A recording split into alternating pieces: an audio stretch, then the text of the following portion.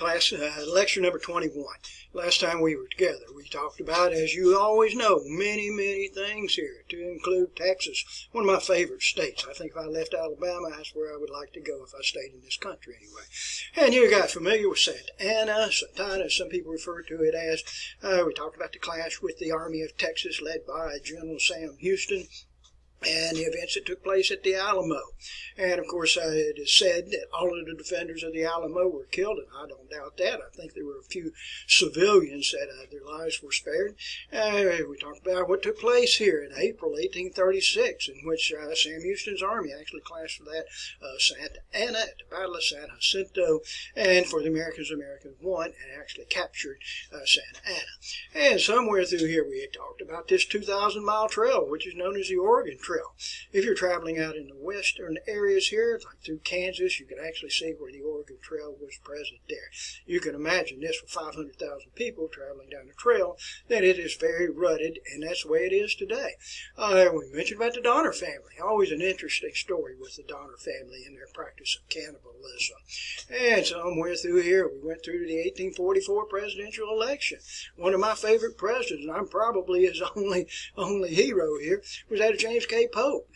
Young Hickory is what he was referred to as, from Tennessee, and he was our first dark horse candidate, our first dark horse president. Somewhere through here, we also mentioned that about the dispute that took place over the Oregon Country. In this dispute that took place with in England and also the United States. The rallying cry for many Americans, 54 degrees, 40 minutes, 54, 40, or fight. And we went on into Zachary Taylor, old rough and ready. Got quite a bit to talk to you about today with Zachary Taylor. He will be the President of the United States, but we're not quite to that point yet because we still have James K. Polk as president here. But Zachary Taylor in the Mexican War, the Mexican-American War, went through a few of the events there, particularly that of what took place at Cerro Gordo, where the artificial limb of Santa Ana was captured by the Americans. And finally, the Americans took Mexico City, Churubusco, Chapultepec, and this war comes to a close in February the 2nd, 1848, with the Treaty of Guadalupe Hidalgo. All right, I need you to recognize that. All right, so let's go to our camera here, folks. And James K. Polk was from Tennessee, and many people, particularly that of Northerners, believe that James K. Polk's policies favored the South. So during the Mexican War, there was a Pennsylvania congressman by the name of David Wilmot, and he made a proposal which bears the title here, Wilmot Proviso. And now under this, it said that any territory that the United States acquired from Mexico would be prohibited from slavery here. Well, it went to a vote there, and it passed the House, and it did not pass through the Senate, and it didn't really make a difference because President Polk would have vetoed it. But this Wilmot Proviso is going to cause a sharp division, if you will, between northern politicians and southern politicians. All right, now, I wrote a couple of names for you right here. The Utah Territory, New Mexico Territory, California. I need to go back here to my map here, folks, and show you where these are. If you're in your textbook, you can see them in your textbook, but I'm going to try to do it like this. Let me get my camera positioned a little bit better here. All right, and there's no formal governments that are present here.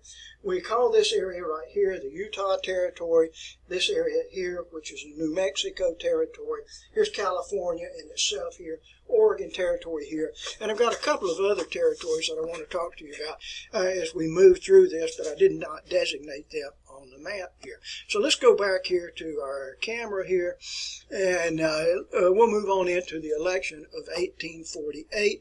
And in that election of 1848, the two candidates, actually three candidates that we had for the Democratic side, we had General Lewis Cass from Michigan, dull, boring, and just an old guy. And we had Zachary Taylor. Zachary Taylor was a Whig, and he was Mr. Polk's greatest fear, that Zachary Taylor would try to gain the presidency in the next presidential election. And sure enough, he is right on target, as he will. Zachary Taylor is from Louisiana. More on that shortly. And then the Free Soil Party ran as their candidate Martin Van Buren. Martin Van Buren's political history is just about over here, folks. You can see the election results there. And sure enough, we'll see Zachary Taylor will be elected president with his vice president, Millard Fillmore. Let me show you a likeness here of Zachary Taylor This is what he looks like here. They call him Old, Rough, and Ready, Zachary Taylor. All right, so anyway, let's go back here and see some of the other events that are going to take place here. And all this is fun stuff, a lot of information, a lot of visuals during this lecture today here, folks. And on the 24th of January in 1848 in California, and I'm going to go very briefly, let's see where we are here, folks. And I'm going to go very briefly back to the map behind me so you can kind of see where we're talking about here. And let me get out of your way. And where I want to take you to, let's go to California. And I want to go out to right in this area right here. Okay, it's in fact where this area is that I'm talking about is in Sacramento. Let me move my microphone a little bit closer to me, folks. And it's in the area of Sacramento. And present there in Sacramento is a fort, and this is what the fort looked like, and it's called Sutter's Fort or Sutter's Mill. That's what it is known as. Now this is in Sacramento today. This is a reconstructed fort. You can see it, and you visit there if you wish to do so, but it's not the original one anyway. And as far as I know, it is on the original site here. But anyway, at that location here, there was a man, and by the way, let me show you something else here, and I'm going to be reaching across here. And the man that owned that fort and owned a series of sawmills and other types of mills was a man by the name of John Sutter. I'll show you his name in just a few minutes. He was German-born. He came to California, which of course was owned by Mexico. He acquired Mexican citizenship, but he's a European. But he knows how to make money in the proper way here, hardworking, very industrious here. And one of the individuals that was working for him was a man by the name of James Marshall. And here's James Marshall right here. Let me get these photographs a little bit closer so you're not distracted with this. And here's James Marshall. Don't confuse him with John Marshall now. John Marshall, who was the Chief Justice of the United States, Supreme Court anyway, who has died, a decade earlier than that. There's no likeness there of James Marshall's present there. And on that date that I mentioned a second ago, and let's go back here to my camera, but on that date there, the 24th of January, 1848, and let's move this down a little bit here, and there we go, we'll just keep it right here. There was, James Marshall was with a couple of his friends, and he was walking in the South Fork, or on horseback in the South Fork of the American River, in the foothills of the Sierra Nevada mountains. That's exactly what it looks like, and it was exactly at this place. And the water there is not very deep. You can actually wade across there. And as he was walking along, he signaled to his friends, and he told them, he said, hold up here, guys.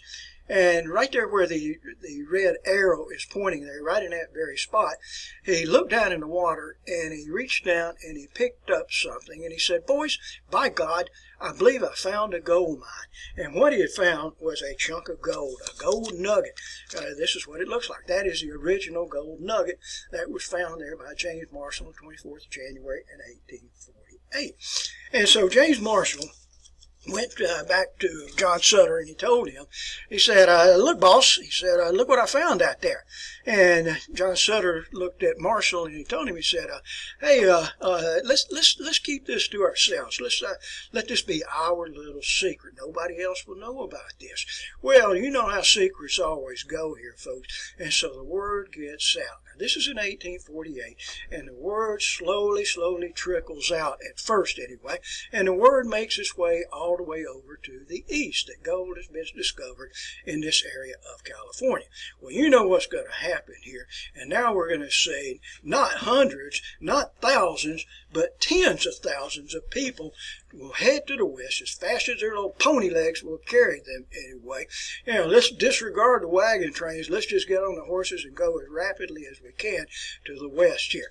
And those individuals, as you probably well know, and I wrote it down here before, down here below, these are known as the 49ers. Those are the 49ers, and they are going to move to the west here.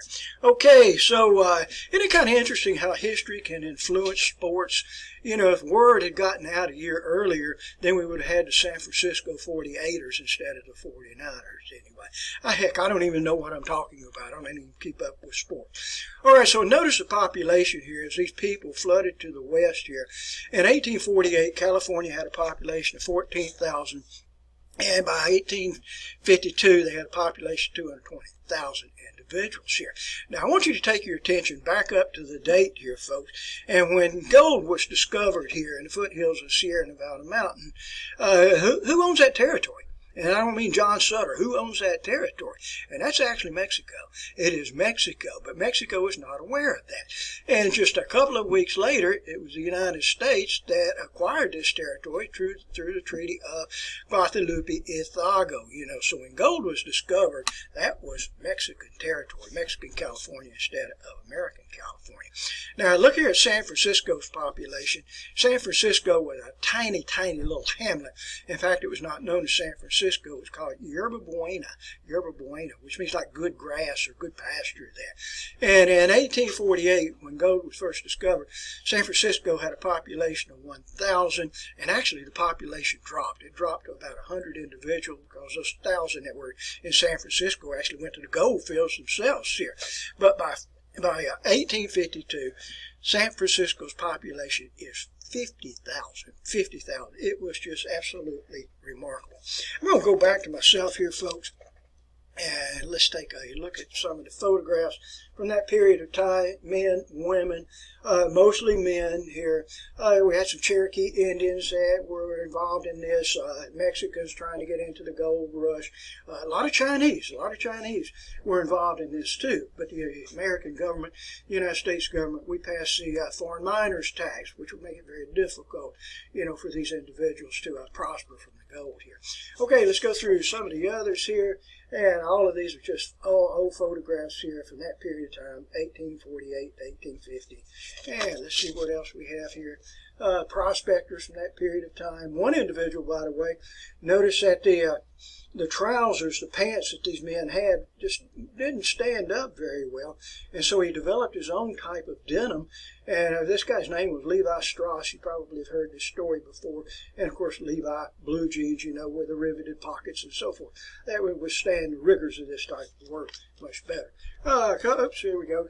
And these individuals here, these are dudes. These are dudes going to California with their banjo on their knee. Oh, Susanna. Susanna was a song that came out from this period of time. All right. These mining towns would appear just like this, just literally pop up here, folks, as long as the gold, as long as treasure silver was present there. And then once that treasure was mined out, they became ghost towns. If you travel to the gold country today, you'll find that these ghost towns are there, all clearly marked with warnings, do not trespass, do not go on that property, and I advise you to seek that advice. You fall into a mine shaft, you'll never be heard of again. Here we go. Just instant towns here, later ghost towns for the most part. Instant town, mining town.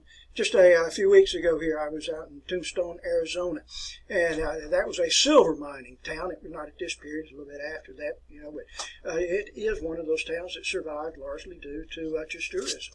All right, here's a photograph in 1850 of San Francisco. Remember, it had a population of 1,000 2 years earlier, and now it has a population of 50,000. If you look in the background there, the only thing you can see there are just ship masts, and that's what San Francisco was. It was a Golden Gate to that area, and a nearby bridge, which is the Golden Gate Bridge. All right, so anyway, and that's kind of an interesting part of our history here, folks, with that of the gold fields. Okay, so let's move right along here. Now, Zachary Taylor, I want to go back to my document camera here. Zachary Taylor was from Louisiana, and Zachary Taylor was a slave owner. And like Mr. Polk, many people felt that Zachary Taylor's policies favored the South. But Zachary Taylor, even though he owned about 250 slaves, he realized that the problems with slavery was causing. And so what he encouraged California to do was to develop a constitution and prohibit slavery in that constitution. And that's what he was going to do. Now, actually what Mr. Taylor and also President Polk preferred to do was to extend the Missouri Compromise line straight across the country to the Pacific Ocean. All right, now before I go any further with this, I felt compelled, I just did this just a few minutes ago, and I'd had this before, and it's on display in my classroom, and, for anybody to look at it. Slavery is a very contentious subject today, and you know, in this day and age, you know, some people try to be culturally correct here, change history, tear down statues, you know, which I think is absolutely absurd here. Well, let's just take a look, and this is off the subject, but it is kind of related to what we're talking about here, about the presidents who owned slaves. Now, I put this together. I did this a couple of years ago, and it's self-explanatory. George Washington owned 317 slaves, and this was not in office, in office, and in office he did. He did own slaves while he was president of the United States. Thomas Jefferson had 250 slaves, so forth. James Madison, 100. James Monroe, 75. Andrew Jackson, 200. Martin Van Buren had one slave who was actually just like a servant. And William Henry Harrison, 11. John Tyler, 70. James K. Polk, 25. Taylor, 150. Andrew Johnson, who would come in behind the assassinated Abraham Lincoln, and U.S. Grant. U.S. Grant, who was the commanding general of the Northern Army. So anyway, that's 12 presidents here, folks, that actually owned slaves. We would spend the next 5 years tearing down statues, you know, if we tried to remove the statues to all of those individuals. And that was for free there. Okay, so let's move on here. Now, we had some problems that are going to take place here in this very disturbing period of time in Congress. They were being faced with many problems. The abolitionists in the North were demanding a complete abolition of slavery. I'm sorry, stumble on my words like that. In northern cities, we also had many of these northern cities, north of the Mason-Dixon line, had to develop personal liberty laws so that if there was a runaway slave, then a runaway slave would be protected. But we also had voices coming from the South, and this was coming from Southern slave owners, that were demanding that a fugitive slave law be established that would guarantee the return of runaway slaves to their rightful owners. All right, so it was a big, big problem that we had. Now, the situation that we have here, folks, in 1850, we have 15 free states, because we're going to add Iowa, we added Wisconsin, and we have 15 slave states. And both for the free state side and the slave state side, their number one fear was that they were going to get this out of balance. There would be more slave states than free states, and more free states than slave states. So it's a serious, serious consideration here. So in 1849 and 1850, Congress got together and they came up with what was called the Compromise of 1850. Now, I hope you folks know what a compromise is. In a compromise, it's not the perfect world, but you give a little, you take a little. It's not completely 100% exactly what you want, but it's something that you can live with. And that's what America was founded upon. We were founded upon the principles of compromise. Henry Clay, he's known as the Great Compromiser, the Great Pacificator. Unfortunately, in recent years here, folks, we've lost our ability in our country to compromise. We don't compromise anymore. It's our way or no way, regardless of which side that you're on. And that's an unfortunate situation in our country today. So let's go back to the camera here. I want to go into this Compromise 1850. If any of you good folks are planning to go into history, I recommend strongly that you memorize the following here. I do it in my sleep. I'm not kidding you here, folks. And let's see where I am here. And I'll just go ahead and show you all parts of this here. There's 5 parts to this. And the first part here is California will be admitted as a free state. Now, Congress is going to be considering this. The Senate is going to be considering this. And let's just get all of this off here. And California will be admitted as a free state. All land acquired from Mexico will have no restrictions on slavery. Hang on now. Now that's going to go in conflict with the Missouri Compromise. Texas will give up its western boundary to New Mexico. All right, now let me explain that, and I'm going to have to go back here to the map here. Texas will give up its western boundary to New Mexico. And originally, this part here was Texas. This was Texas here. But there were so many people there that were anti-slavery in this area here that there had almost been bloodshed between the inhabitants in this part of Texas and this part of Texas here. So that's a part of the compromise here, the Compromise of 1850, is that Texas will give this part of Texas and give it to New Mexico. All right, that's part of the compromise. So let's go on back here now. Now, listen to this one carefully. Slave trade, but not slavery, will be abolished in the District of Columbia. Slave trade, but not slavery. You can still have slavery in the District of Columbia, but you can't have slave trade that would be present there. And lastly, to appease Southern slave owners, the Compromise of 1850 would include a fugitive slave law. All right, so anyway, and that's it. So let me go back here and show you a couple of likenesses here, folks, as I get my things together here. And I'm going to go back to me because it's easier to do it this way. And several of the prominent politicians here, this man right here where I'm tapping right here, this is Henry Clay, the great Pacificator, the great compromiser here. He was 73 years of age, if you can imagine that, 73 years of age, and was dying of, slowly dying of tuberculosis. The man on the opposite side here, this guy right here, it looks like Dr. Emmett Brown on Back to the Future here, is John C. Calhoun, John Caldwell Calhoun, the guy we've been talking about for so long. And I like the guy. He's one of my heroes. All right. 68 years of age and very, very sick. In fact, on the Senate floor, he was so sick he could not even deliver his speech in support of the Compromise of 1850, and he would die before a vote was taken here.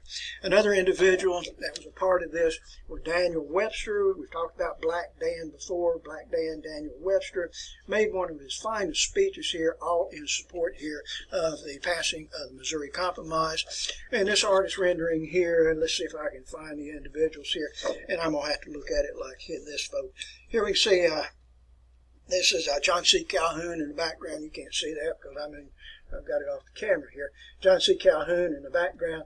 The individual that's standing in the center right here, this is Henry Clay trying to push through the Compromise of 1850. And the individual that is right here at my fingertip here, this is Daniel Webster. This is Black Dan right there. And the amazing thing about it is, great as this, as they thought that this Compromise of 1850 was, it failed. It failed. It was not passed in legislation there. Okay, so don't give up on it. It is not over right now. Okay, so let's go back to our camera here. Let's pick up what else is going to take place here, folks. All right. Now, let's get this, our contrast here. These are the names that I mentioned to you a few minutes ago, and their ages. Daniel Webster, by the way, 68 years of age. But these are all old politicians, and they're going to be leaving us very soon here, class, and we want to address them again.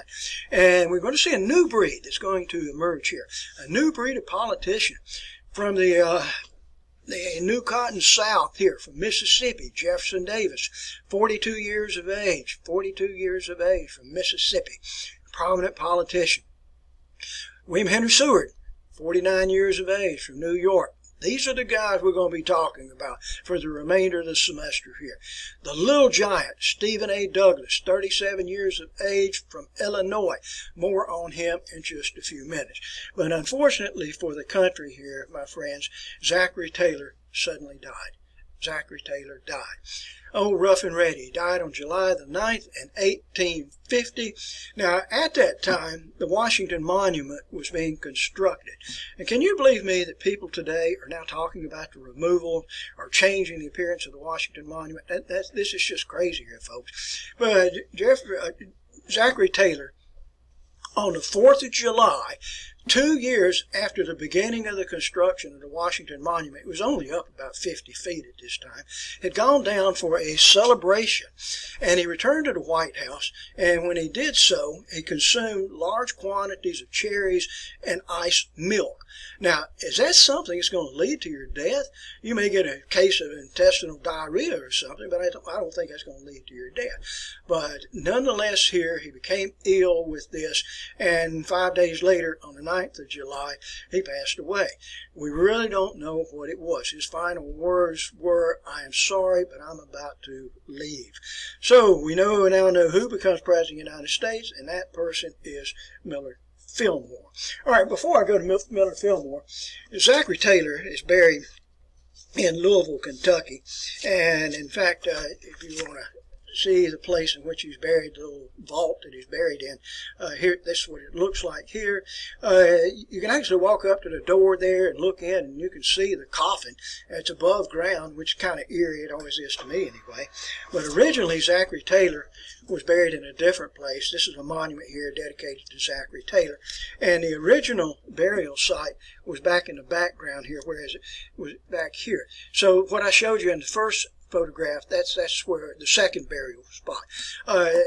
Several years ago, there were some individuals that thought that, Zachary Taylor had been poisoned. And so the family okayed this, and they exhumed the body and did an autopsy. It's not too long ago, as a matter of fact, and determined that, there was no foul play involved with that, And so they reburied him. I don't know why they didn't put him back in the original place, but they just constructed a different vault for him there. Okay, so anyway, let me go back to myself here momentarily here. And here we have Miller Fillmore. He is buried in Buffalo, New York, by the way, if you're curious about that. He's a New Yorker. He is a Whig.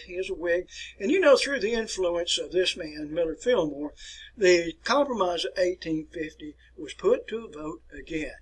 And when it went to the vote this time under Miller Fillmore, all aspects of it passed. All right, so anyway, that's kind of interesting. So we do get the Compromise 1850 that actually does pass.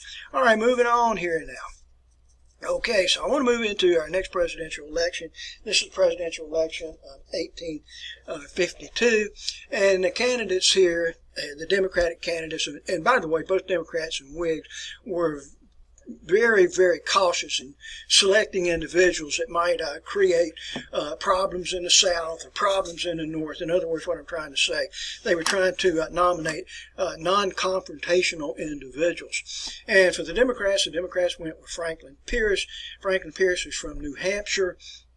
Now, Franklin Pierce was what people referred to at that time as a doughboy. Today, we consider a doughboy to be kind of a pudgy individual or a soldier in World War I. But a doughboy during those days were Northerners that had sympathies toward the South. In other words, you're a Northerner, but you kind of lean towards Southern policies here. All right, now for the Whigs nominated John Winfield Scott, Old Fuss and Feathers. And let's take a look at our election results and see what we have here, folks. And for Franklin Pierce, he picked up 254 electoral votes. Winfield Scott, who had no political experience whatsoever, had 42 electoral votes. Actually, Franklin Pierce had been a general officer during the Mexican War. Winfield Scott had been a general officer during the Mexican War, too. All right, so let me go back to me for a second, and here is Franklin Pierce. Franklin Pierce, who is our new president, a doughboy, so to speak, former alcoholic, recovering alcoholic. I don't guess you ever get completely cured of alcoholism. But he was the first president to deliver his inauguration speech by recitation, by memory. He witnessed the death of his son as a train was coming into a train depot. His son fell off of the platform, fell in front of the train, which you can imagine the trauma that would create to parents that are observing that. He was the first president to have a Christmas tree in the White House. When he went to the White House, there was no furniture in it, so he slept on the floor in an unheated White House. His wife did not go with him at first, and I think she joined him later anyway. But anyway, this is Franklin Pierce here. Okay, so let's go back to my camera here, and let's start wrapping this section up here, folks. And let's see here. And anyway, that was that. Okay, so let's move on and pick up a different subject here. I want to talk to you a little bit about an individual by the name of Stephen A. Douglas. Stephen A. Douglas, of course, is the little giant, born in Vermont, but moved to Illinois. Let's see if I have a likeness of Stephen A. Douglas here, and I do, and I'm going to just keep it right here so you can see what he looks like here. All right, and that's what he looks like, the little giant here. And at later times, I'll show you some better photographs, but not today anyway. A consummate politician for Stephen A. Douglas. He was one of these guys that, you recognize what I'm saying here as a glad-hander? He was just a politician here. Vote it up, vote it down. It doesn't really matter which way you vote as long as we get the opportunity to vote. All right, I'll share a quotation here with you from Stephen A. Douglas. He's 5'4", by the way. They call him the Little Giant. I live with my constituents. I drink with them. I lodge with them. I pray with them. I laugh, hunt, dance, and work with them. I eat their corn dodgers and fried bacon, and I sleep too in a bed with them. That's a quotation there from Stephen A. Douglas, the Little Giant. But here's what we're going to have during this period here. Folks, we're going to have a controversy about the Transcontinental Railroad. Now, it hasn't even been completed yet, but there's a controversy about this. Where would we have the, shall we say, the eastern terminus? Now, remember, we have railroads throughout America as we know it up to the Mississippi River. We have that here. All right, so I want to go back to my camera here and let you look behind me here. And let's take a look here at our country. And what I was trying to say, we already have railroads up to this area, which is here. So the Transcontinental Railroad would be a railroad that travels from this area right here and will go across the country over here to Sacramento. And we'll address that in our first lecture next semester, by the way. So if we look at our map here, if you're a northern politician like Stephen A. Douglas, you want that terminus over here on this side to be in Chicago. You can't see Chicago from where I have this. You want it to be in Chicago. All right, if you are a southern politician, you want the terminus to be over here on the eastern part, over at St. Louis, or you want it to be further south in Memphis, or perhaps down here in New Orleans. And that's good to put it in New Orleans. The problem with all of this, if it's going to go through go to New Orleans for the eastern terminus, this means that the railroad would have to pass through Mexican-controlled territory. And here's what I'm talking about. It would have to pass through here in this fashion here if it was going to go to New Orleans. And so that's not good. So the Secretary of War at this time was Jefferson Davis. Jefferson Davis from Mississippi. And Jefferson Davis dispatched a young man that was a Southerner and an expert in construction of railroads, and this person's name was James Gadsden. When I flip back to my document camera in just a second, you'll see how to spell his name. And sent him to Mexico to negotiate with Mexican officials for the purchase of this part of Mexico, the northern part of Mexico. It's what's in blue here, that I've colored in blue for you. And sure enough, for $10 million, we were able to purchase what is called the Gadsden Purchase here, all of this territory that is here. It's about where Tucson, Arizona is today, south of the Gila River, All right, and we got that for $10 million. Remember what happened the last time we made an offer to Mexico that we will give you $30 million for this strip of land, and Mexico turned us down? Do you remember what happened? We went in and we took it by force and gave them half the amount. So this time Mexico was in agreement, and the United States acquired the Gadsden Purchase in 1853. All right, so let's go back to the camera here so you can see how to spell all of those words here, and we'll kind of catch up here on some of our notes here. Okay, so we had Northerners wanted Chicago, Southerners wanted St. Louis or Memphis or New Orleans. And that individual, James Gadsden, by the way, if you see a familiar name like Gadsden, Alabama, it's named for James Gadsden. Okay, we also made an attempt to purchase Cuba on 2 occasions. Here in 1848 under President Polk, we tried to purchase Cuba for $100 million, if you can imagine that. And then under Franklin Pierce in 1854, we tried to purchase Cuba again for $130 million. We didn't win that battle, folks, and that would have been a good plum, a good price for the United States, but we didn't get that. All right, now I want to go back to Stephen A. Douglas for a few minutes here, and I may not be able to finish all of this section today. Stephen A. Douglas in 1854, and he wants this northern terminus in Chicago here for the Transcontinental Railroad. And he knew that if the northern terminus would be in Chicago, that this railroad would have to pass through large tracts of Indian land, Native American land. And I'm talking about up in the Dakotas, Nebraska, and that areas that you recognize like that today. So what Stephen A. Douglas proposed was to create a brand new territory. And I'm going to go back just very briefly here and let you see where that territory is located. And it was this territory that is located right here.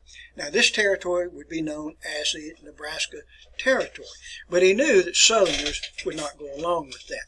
The reason for this, if Southerners were approved for this, this meant that if Nebraska ever was declared a state under the Missouri Compromise, it would have to come in as a free state. So he knew Southerners would not go along with that. So what Stephen A. Douglas proposed to do was to kind of sweeten the pot a little bit, make it a little bit better, and take the Nebraska Territory and actually separate it into a northern part called Nebraska and a southern part which was referred to as Kansas. And what he figured with this, if Kansas could grow cotton, and this compromise here, so that Nebraska, which was too cold to grow cotton, would probably be a free state, and Kansas would probably be a slave state. And what this was referred to as was the Kansas Nebraska Act. And I want to share an article with you good folks here, and I won't put it under the camera here, but it's a law that ripped America in two. It's referred to as the Kansas Nebraska Act, and I write it out for you here, and I'll come back to that in just a few minutes. It did pass here, folks, but it sharply divided the Whig Party and the Democratic Party, particularly with the Whig Party in the North and the South. And the Whig Party, as a result of this, will cease to be. But a new party is going to appear. And this party, which in 1854 is known as the Republican Party, is made up primarily of disgruntled Whigs, disgruntled Democrats, former Whigs, and whatever. Okay, so that's the Kansas-Nebraska Act here. I'm going to go back and let you pick up a few notes here. I hope all of you are keeping a notebook. You need to. And write this material down. The videos are too long for you to go back and look at every time. So it's the end of the Whig Party, and finally we're going to see the Republican Party to be created in March 20th, 1854. And my friends, that's the Republican Party we have today. All right, now 3 interesting events are going to take place. But first of all, let me give you a couple of words here. And these words are associated with Kansas, and Kansas particularly. And work these into your vocabulary. Free staters, and pro-slavers. Just think about that. Free staters and pro-slavers. Well, in Kansas, Kansas held elections. And they were trying to decide what type of government will we have. Will we have a free state government? Will we have a pro-slave government here? And so they held an election to decide which type of government they would have. And in that election, 6,307 votes were cast with a registered voter population of 2,905. And what happens here is we had a number of border ruffians in the thousands that actually crossed from Missouri and crossed the border into Kansas. And these were all slave owners or in favor of slavery, these border ruffians, and went into Kansas and cast their ballots there. And they created a pro-slavery government. Almost immediately, free staters held their own election, and they chose their own free state government. So unless you got lost here, folks, we're going to find that Kansas has 2 types of government. They have a free state government, they have a pro-slavery government there. And I don't think you'll be surprised when Franklin Pierce, who's a doughboy, he sided with that of the pro-slavers. All right, so we're going to see 3 events that are going to take place that's going to rock this area and rock the country here. And the first of these events is called the sacking of Lawrence. If you're going into history, you need to memorize these events here. All 3 of these events took place in the confines of 1 week, and actually it's within a couple of days of each other. And the first of these is the sacking of Lawrence, Kansas, in which pro-slavers went into the free state capital and just sacked the city, burned the free state governor's mansion here, and just they were carrying artillery in and just sacked the city. Shortly after this, what is referred to as the Potawatomi Massacre, in which an individual, got a lot to talk to you about at a later time, about John Brown. John Brown was basically a crazy man. He was a religious fanatic. More on him at a later time. We're running out of time here, folks. And John Brown and his sons went into this area of Potawatomi, which is a pro-slavery area, and they murdered 4 pro-slavery individuals, dragged them out into the streets there, and just chopped them to pieces with broadswords here. John Brown. This is referred to as the Potawatomi Massacre. The third event that took place, and by the way, Kansas is now referred to as Bleeding Kansas because we had over 200 people here, 200 people that lost their lives on the pro-slavery side or the Free Stater side.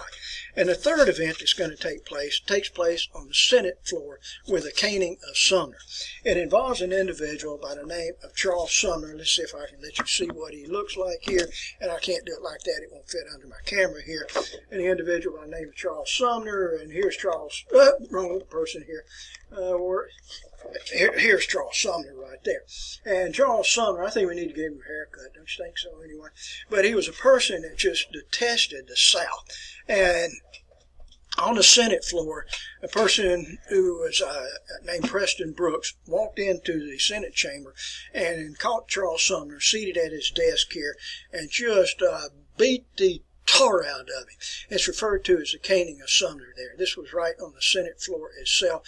If I had an extra 5 minutes, folks, I would elaborate on this at great length here. But beat him unconscious. It would require Charles Sumner 3 years before he would be rehabilitated enough to where he could return to the Senate floor. You can imagine after the war, Civil War, the animosity that Charles Sumner will have for Southern politicians and for Southerners in general. And he's going to bring sweet revenge against Sumner. Against Southerners. So we're not through with Charles Sumner here, folks. By the end of the semester here, the end of this course, he's going to come back. And for those of us that are Southerners, he's going to show us some serious revenge here. All right, thank you very much here, folks. Anyway, we're moving on through this course, and we'll be through with it before you know it. Thank you.